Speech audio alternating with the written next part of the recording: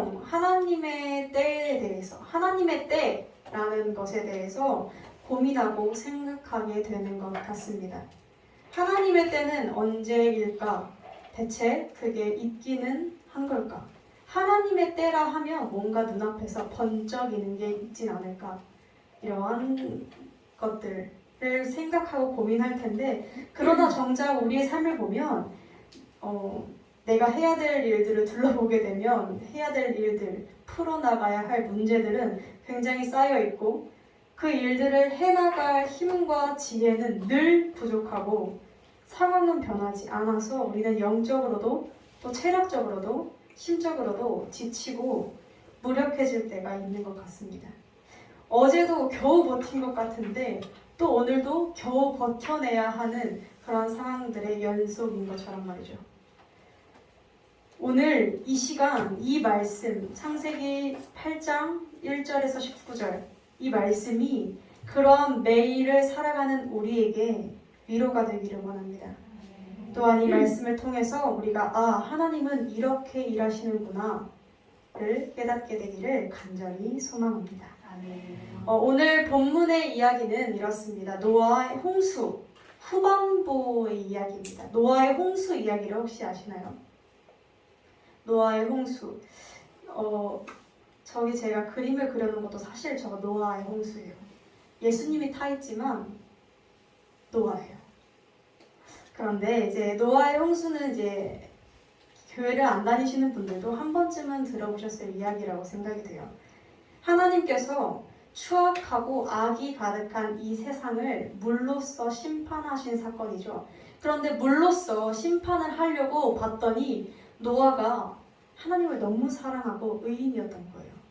하나님은 그 노아를 외면할 수 없어서 방주를 짓게 하시고 노아와 노아의 가족들을 태우시고, 그리고 그곳에 동물들, 가축들 한 쌍씩을 태우시면서 모든 민족이 멸하지 않게끔 하나의 씨앗을 남겨놓으신 것이죠. 그러한 이야기가 이제, 그리고 그 방주에 들어가고 방주 문이 닫히자마자 하늘에서 창이 열려서 홍수가 쏟아지고 비가 쏟아졌다 라는 것이 이제 노아의 홍수 이야기인데, 오늘 본문은 이제 그 홍수가 터진 이후로 150일, 그러니까 5개월 정도가 지난 시점의 이야기입니다. 우리가 이 본문을 함께 나누면서 첫 번째로 주목해야 할 그 포인트는 바로 이것입니다. 하나님은 기억하고 계신다는 사실입니다. 자, 이걸 적으셔야 돼요. 1번 제목, 하나님은 기억하고 계십니다. 다른 건 안 적으셔도 돼요. 오늘 본문 1절을 보면 이렇게 말씀이 시작하고 있습니다. 이게 개역 개정본으로 읽을 때 조금 더 와닿아서 제가 개역 개정본으로 읽을게요. 하나님이 노아와 그와 함께 방주에 있는 모든 들짐승과 가축을 기억하사, 개역 한글에는 권념하사라고 나와 있는데 개역 개정본에는 기억하사라는 말로 표현이 되어져 있습니다. 이 본문에서 사용된 기억하다라는 단어의 의미는 단순히 암기하다, 잊었던 것을 갑자기 맞다 라고 이런 식으로 생각하다 라는 그 정도의 의미가 아닙니다. 여기서 기억하다는 자카르라는 원어로 사용되어져 있는데 약속을 기억하고 마음에 새기며 늘 지키신다는 의미인 줄로 믿습니다. 다시 말해서 하나님께서 지금 노아와 그와 함께 있는 방주의 모든 들짐승과 가축을 마음에 새기시고 기억하시며 매 순간 하나님의 시선이 그 방주에게로 닿아 있었음을 우리는 알 수 있습니다. 심판의 손을 드셨을 때도, 홍수가 땅에 범람하고 넘치는 상황 속에서도 하나님은 그 시선을 거두지 않으셨다는 사실입니다. 사실 우리가 생각해보면 어제 문득 그런 생각이 들더라고요.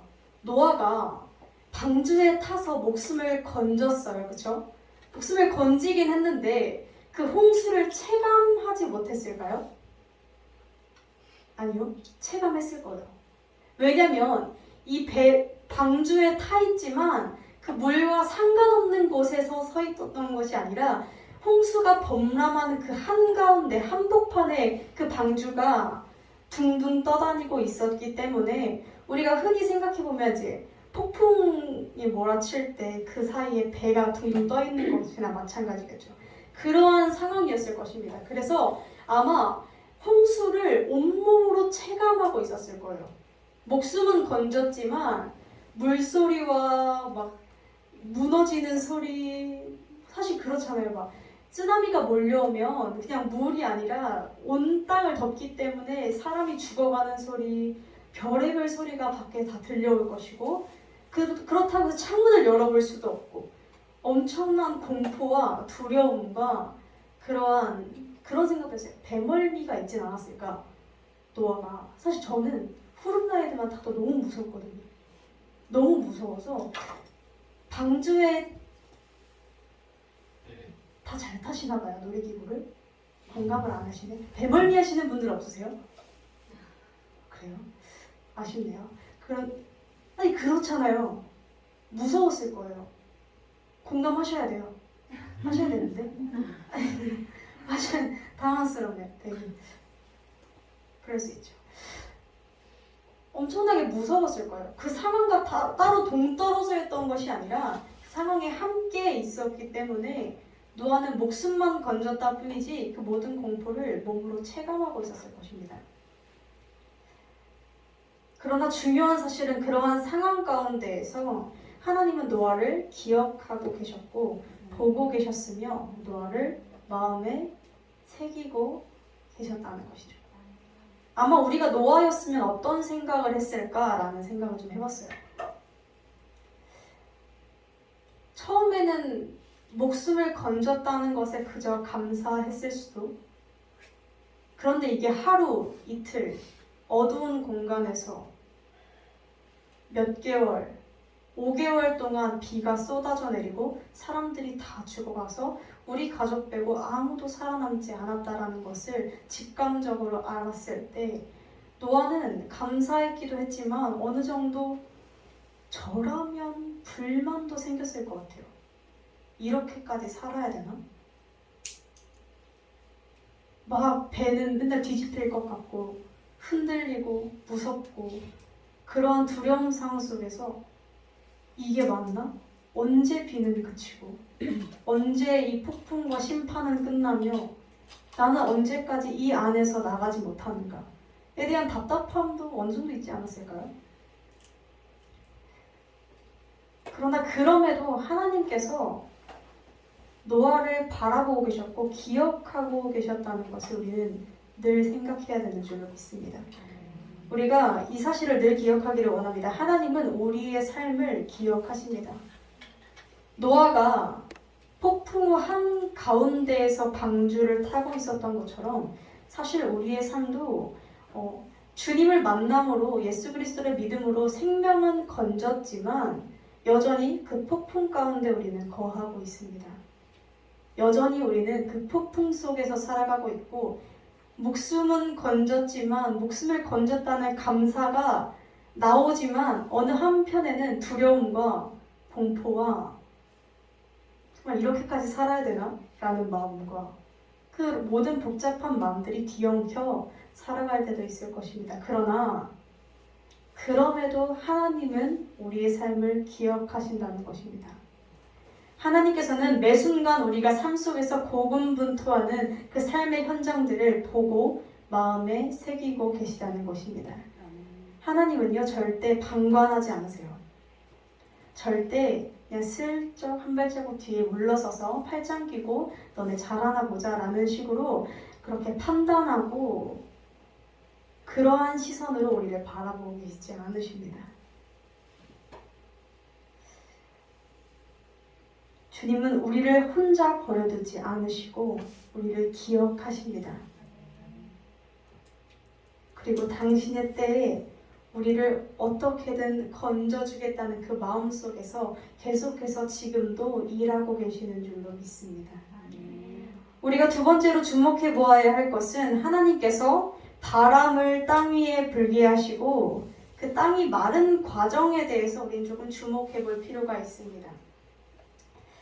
1절 하반절에 보면 하나님이 바람을 땅 위에 불게 하심에 물이 줄어들었고 물이 감하였고 라는 표현이 등장하는데 우리가 알고 있다시피 홍해를 가르실 때에도 바람을 불러 일으키셔서 홍해를 가르셨죠.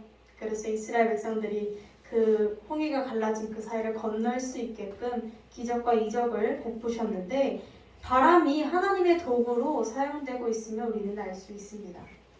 그러니까 자연의 일부를 가지고 자연의 섭리를 통해서 주님은 일하시고 계시다는 것을 알 수 있죠. 이것도 참 어마어마한 사실입니다. 하나님께서 신이라는 분이 이 땅에 개입을 하실 때 그냥 마술 부리듯이 뿅, 짠, 짜라란 하고 등장하고 개입하시는 것이 아니라 자연의 섭리를 이용하셔서 우리에게 개입하십니다. 우리의 삶의 순리를 따라서 개입하세요. 우리의 삶이 사실 뿅 하고 하면 마음은 편하겠으나 그것은 오히려 어떻게 보면 하나님이 만들어 놓으신 그 세상에 흘러가는 그 균형과 그러한 것들을 어그러뜨리는 것일 수도 있거든요. 하나님은 늘 자연의 섭리를 통해서 그런 방법들을 통해서 일하시는 것을 우리는 성경 곳곳에서 발견할 수 있어요. 그리고 우리가 더 자세히 보아야 하는 부분은 이 땅이 마르는 것이 한 번에 순식간에 이루어지지 않고 있다는 것을 우리는 발견할 수 있습니다.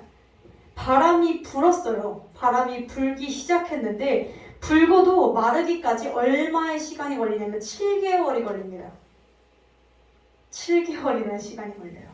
홍수는 그쳤어요. 그리고 이제 점점 물이 빠지고 있는 상황인데 물이 빠지는 과정조차도 7개월이 걸립니다. 그리고 그래서 총 노아가 방주에 올라타고 내리기까지 얼마만큼의 시간이 걸리냐면요. 1년하고도 열흘이라는 시간이 걸립니다.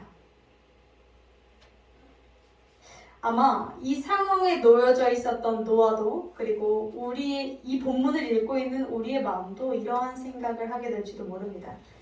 이제 홍수도 끝났고 하나님의 심판도 끝났으니 즉시 지금이 하나님의 때인 것 같으니 이 즉시 땅에서 내리고 당장 내려서 하나님의 나라, 평화로운 나라를 만끽해야 하지 않겠습니까? 아마 방주에서 여러 가지 계획들을 세웠을 거예요. 내려서 뭐 예배부터 드리고 집도 짓고 땅도 다시 갈궈야 하고 뭐 나무도 심고 노아가 실제로 내리자마자 이제 예배 드리고 뭐 하고 나서 포도나무부터 심었다고요. 계획을 이미 세워놨겠죠. 포도나무도 심고 뭐도 심고 뭐도 하고 이렇게 막 계획을 세워놨을 것인데 그러나 상황은 그렇게 흘러가지 않았어요. 뭔가 다 된 것 같았는데 지금이 적기인 것 같아서 막 들떴을 텐데 7개월이라는 시간을 또 기다리고 방주 속에서 기다렸습니다. 제가 조금 전에 하나님께서는 자연의 섭리를 사용하신다고 이야기를 드렸는데 하나님께서는 때로는 우리가 이해할 수 없는 시간 속에서 하나님의 섭리를 통해서 일하시는 것을 우리는 볼 수 있습니다. 막 뚝딱뚝딱 짠 뾰로롱 짜라란 하고 뭔가 눈앞에서 기도하는 즉시 무언가 이루어진다면 정말 좋을 텐데 하나님께서는 우리의 생각보다 하나님의 때가 너무나 오래 걸리기도 한다는 것입니다. 그러나 이러한 시간들이 우리 눈앞에 펼쳐지지 않는다 해서 이러한 긴 시간이 의미가 없다고 할 수는 없습니다. 왜 그러냐면 이러한 부분에 대해서 이제 한 목사님이 이런 비유를 하시더라고요. 저도 좀 와닿아서 나누고 싶은데 우리가 잠자는 시간 있잖아요. 잠자는 시간을 우리는 보통 우리가 생각하기에는 겉으로 보여지기에는 아무것도 안 하고 쉬는 시간, 그냥 아무것도 안 하는 시간으로 생각할 때가 종종 있어요. 그래서 좀 무리하시는 분들을 보면 잠 시간을 줄이고 더 줄이고 줄이시는 분들이 간혹 계신데 이제 잠자는 시간을 아무것도 안 하는 것처럼 보여서 비정상적으로 줄이게 되면 우리의 몸은 어떻게 됩니까? 우리의 몸은 정상적으로 생활할 수 없게 됩니다. 왜냐하면 우리의 겉으로 보여지는 눈에는 보여지지 않고 무언가 아무것도 안 하는 것 같으나 우리 몸속에서는 계속해서 우리의 건강을 회복시키는 일을 잠자는 시간에 하고 있기 때문에 우리 눈으로 보이는 게 다가 아니라는 것이죠. 그래서 우리가 의식이 없는 그 시간에도 우리의 몸은 계속해서 무언가 일하고 있는 것이고 피로를 채워주고 있는 것이고 몸을 회복시켜주고 있기 때문에 이 시간은 의미가 없다 할 수도 진행이 안 되고 있다 할 수도 없는 시간인 것입니다. 이처럼 하나님께서 하나님의 때, 우리의 때랑은 너무나 달라요.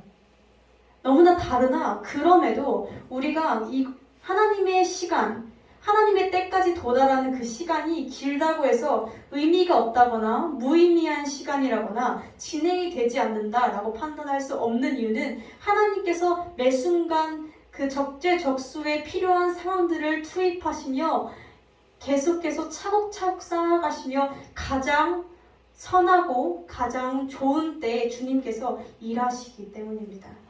그 모든 시간이 하나님에게는 필요한 시간이었기 때문에 그렇게 일하시는 줄로 믿습니다. 이제 하나님이 즉시 일하시지 않는 이유나 또는 땅이 왜 7개월이나 마르는데 걸렸는가에 대한 이유를 만일 모르신다면 솔직하게 저는 더 이상 해드릴 말씀은 없습니다. 왜냐면 성경에 나와 있는 게 여기까지예요. 물론 저도 답답하고 모든 이들이 답답하겠지만 그럼에도 하나님이 그렇게 일하셨다는데 우리가 어떡하겠어요? 우리는 성경을 통해 보면서 때로는 이해를 하기도 하고 아 이렇게 하시는구나 라고 머리로 납득하기도 하지만 또 이러한 부분에 대해서 그냥 받아들일 때도 필요합니다. 하나님이 성경을 통해서 나는 이런 하나님이야 를 전해주고 계실 땐 우리가 아 그렇구나, 하나님은 자연의 섭리를 통해서 하나님의 때에 맞춰서 일하시는 분이시구나 라는 것을 받아들이고 믿음으로 기다리고 노아처럼 그의 태도를 닮아가는 믿음의 자세를 가져야 할 줄로 믿습니다. 우리의 머리로는 이해할 수 없으나 우리에게는 분명 이해할 수 없는 시간들이 분명히 존재하나 그럼에도 하나님께서는 약속하셨고 또 기억하시기 때문에 그리고 주님께서 이 성경을 통해서 약속을 반드시 이루시는 분이시라는 것을 우리에게 보여주셨기 때문에 우리는 그것을 믿고 그저 믿는 것, 그것이 우리가 가져야 할 자세인 줄로 믿습니다. 마지막으로 우리가 살펴볼 부분은 노아가 땅이 말랐음에도 내리지 않았다는 것입니다. 우리가 이 내용을 통해서 이제 답답한 상황들일 때, 이렇게 하나님의 때가 보이지 않을 때 우리는 어떠한 태도로 있어야 하는가를 조금 엿볼 수 있는데 노아가 땅이 마르는 데까지 7개월이라는 시간이 걸렸어요. 7개월이라는 시간이 걸렸는데 그 시간 동안 노아는 뭘 하고 있었는가? 노아가 방주에 있을 때 땅이 말랐는지 안 말랐는지를 알기 위해서 했던 행동들이 굉장히 자세히 성경 속에서 등장하고 있고요. 그리고 뭘 어떻게 행동을 할 때마다 그 날짜까지도 굉장히 정확하게 기술되어져 있어요. 우리가 이것을 보면서 노아가 얼마나 답답했는지를 조금 엿볼 수가 있는 것 같아요.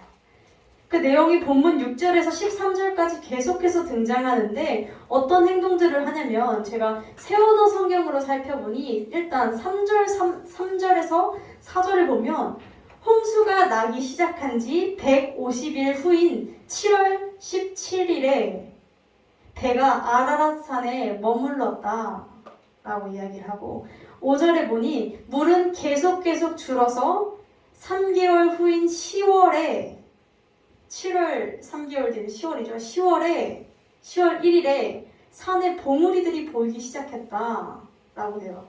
그러니까 산 꼭대기까지 다 잠긴 상황 속에서 이제 점점 3개월 동안 봉우리 정도는 보일 정도의 물이 감하기 시작했다는 것이죠. 이제 그러고 나서부터 노아가 이런저런 행동을 하기 시작하는데 6절 40일이 지난 후에 11월쯤 됐겠죠? 11월 한 10일쯤 됐으려나요? 그 정도 됐을 때 노아가 배의 창문을 슬쩍 열어봅니다. 얼마나 말랐나 슬쩍 열어봤는데 뭐 안 보이겠죠? 사실 보이는 게 있었겠어요? 안 보였을 거예요. 그래서 누구를 내보내냐면 날아다니는 새를 내보내야 되니까 나름 고민을 했던 것 같아요. 그나마 똑똑한 새 뭐가 있을까? 까마귀가 되게 똑똑한 거 아세요? 까마귀 진짜 똑똑해요. 그래서 일단 까마귀를 내보내요. 자, 까마귀를 내보내서 땅이 말랐나 안 말랐나를 이제 봤는데 까마귀가 돌아오질 않는 거예요. 근데 이 까마귀에 대해서 이제 많은 분들이 해석을 하시기를 이제 신학적으로 뭐 까마귀는 사단, 비둘기는 성령 이렇게 해석을 하시기도 하고 또는 뭐 회귀 본능 이렇게 해서 까마귀는 원래 안 돌아오는 새다, 그냥 날아가는 대로 그냥 사는 새다 이런 해석도 있기도 하고 많은 해석들이 있어요. 그런 해석들이 다 재밌긴 하고 그럴듯하지만 일단 그게 중요한 게 아니라 일단 안 돌아와요. 그게 문제예요.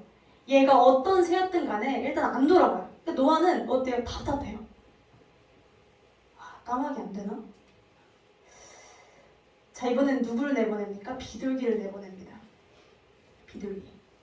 자, 첫 번째 비둘기 날아갔다가 그냥 돌아옵니다. 그래서 일주일 기다렸다가 비둘기를 또 내보냅니다. 그랬을 때 무엇을 발견하죠? 입에 비둘기가 감람나무를 물고 올리브나무 잎사귀를 물고 온 것을 발견합니다. 이것을 보고 노아가 나무가 보일 정도의 그 정도의 물은 감했구나를 알 수 있었겠죠. 그리고 일주일 있다가 한 번 더 내보냅니다. 비둘기를. 그리고 그 비둘기가 영영 돌아오지 않습니다. 아마 이제 새 거두지를 찾았다거나 내보내놨더니 얘도 다른 데로 가버린 것이겠죠. 그리고 13절에 이제 정확한 시점이 등장하는데 노아가 601살이 되던 시점에 그 해에 1월 1일에 배의 뚜껑을 열어보니 땅에서 물이 거친 것, 지면에 물이 거쳤더니 방주 뚜껑을 드디어 열어봤습니다. 열어봤더니 물이 땅에서 감한 것을 확인할 수 있었습니다. 그러니까 이렇게 보면 되게 많이 행동을 한 거예요. 가만히 있지 못하고 막 이것도 해보고 저것도 해보고 이렇게 저렇게 해본 건데 사실 그럴 수밖에 없는 게 공감이 되더라고요. 왜 공감이 됐냐면 제가 자가격리를 2주 동안 했어요.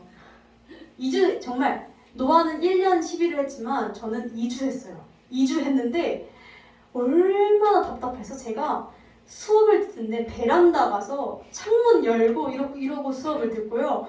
바깥 공기가 너무 쐬고 싶어서 와 이게 사람이 한 공간에 이렇게 갇혀있는 게 너무 힘들고 버거운 일이구나. 진짜 힘들더라고요. 이게 쉽지가 않더라고요. 계속 이렇게 한 공간에 머무른다는 게.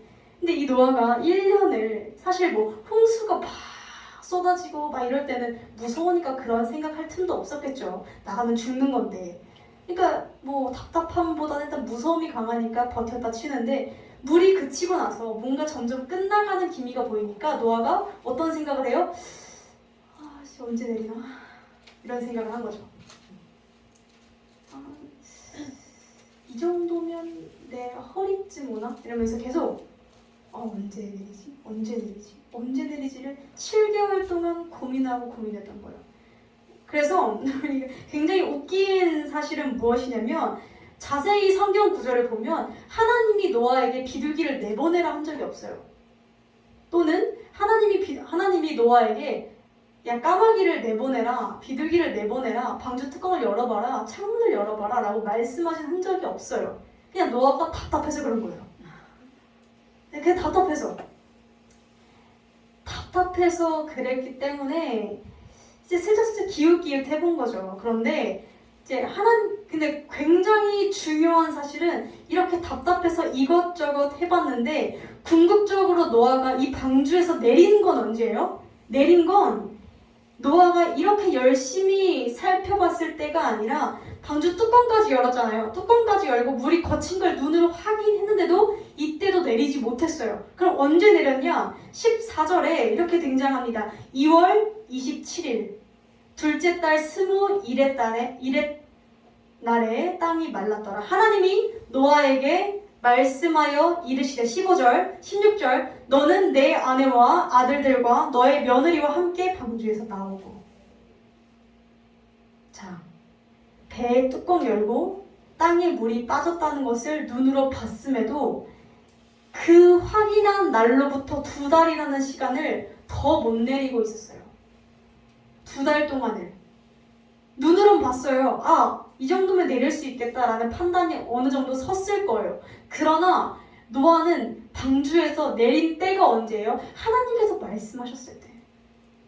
노아가 열심히 노력하고 노아가 정말 확인도 해보고 막 이렇게 생각한 그 시점이 아니라 눈으로 확인한 시점도 아니라 증거를 찾은 시점도 아니라 하나님이 말씀하셨을 때 그는 움직일 수 있었다는 것이죠. 우리가 이것을 통해서 무엇을 알 수 있냐면 노아의 완전한 구원은 하나님의 명령이 있었을 때 완성될 수 있었다는 것을 우리는 알 수 있습니다. 그런데 굉장히 재밌는 사실은 이게 하나님이 시키시는 것이 아니라 했잖아요. 하나님이 까마귀를 내보내라는 것도 아니고 비둘기를 내보내라는 것도 아니고 그런 것들이 아닌데 노아가 그냥 답답해서 한 행동들인데 하나님은 이 행동들에 대해서 노아에게 믿음이 없다고 책망하시지 않았어요. 그냥 가만두셨어요. 이걸 보면 약간 그런 느낌일 것 같아요. 그래, 답답하냐.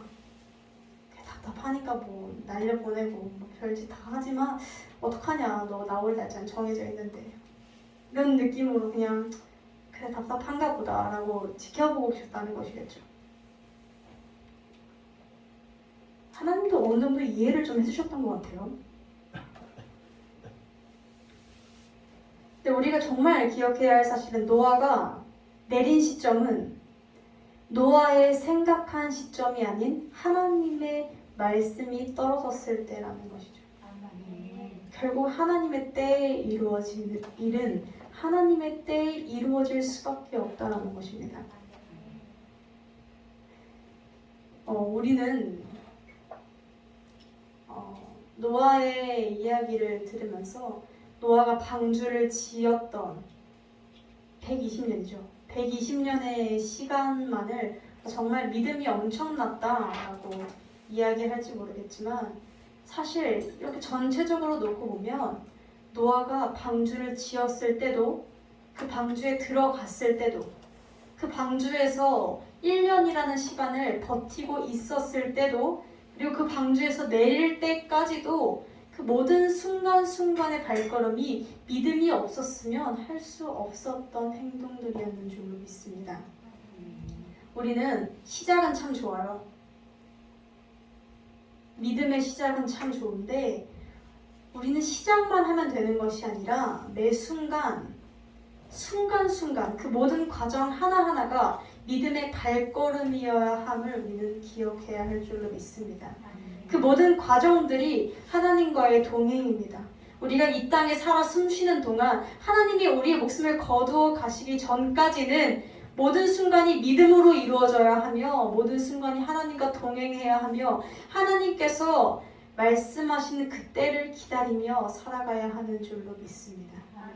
사랑하는 성도 여러분, 우리가 각자의 마음이 지금의 현 상태가 어떠한 상황이실지 또는 어떠한 마음을 갖고 계실지는 잘 모르겠으나 각자 모두가 아픔과 상처와 현실과 그러한 상황들을 끌어안고 또 눈앞에서 펼쳐져 있는 문제들, 당장 생계의 문제들 또는 마음의 질병들 이런 것들을 안고 살아가고 있을 것이라 생각됩니다. 때로는 하나님의 때를 알지 못하기에 조급해지기도 하고 나는 언제쯤인가 신앙 속에서도 그럴 것이고요. 세상을 살아가면서도 그럴 것이고 마음이 조급해지기도 두려워할 때도 여러 가지 상황들이 있었겠죠. 노아가 겪었던 그 모든 감정들 홍수가 무섭기도 하고 두렵기도 하고 죽음에 대한 공포도 느꼈다가 기다림에 지치기도 하고 그 모든 과정과 그 모든 감정이 우리 오늘날 현실을 살아가는 우리에게도 동일하게 있을 것입니다. 그러나 우리가 기억해야 할 세 가지 사실은 하나님은 우리를 기억하시며 하나님께서는 우리 눈에는 이해하기 어렵고 보이지 않는 시간이 있더라도 끝없이 일하고 계시며 우리는 그 시간 속에서 주님을 믿고 살아내야 한다는 사실인 줄로 믿습니다. 우리가 이 시간 잠시 함께 제가 기도하는 것이 아니라 함께 잠시 기도하기를 원하는데 하나님의 약속을 바라보며 나아가게 해달라고 기도하기를 원합니다. 하나님의 때를 소망하며 이루실 그 주님을 바라보게 해달라고 기도하기를 원합니다.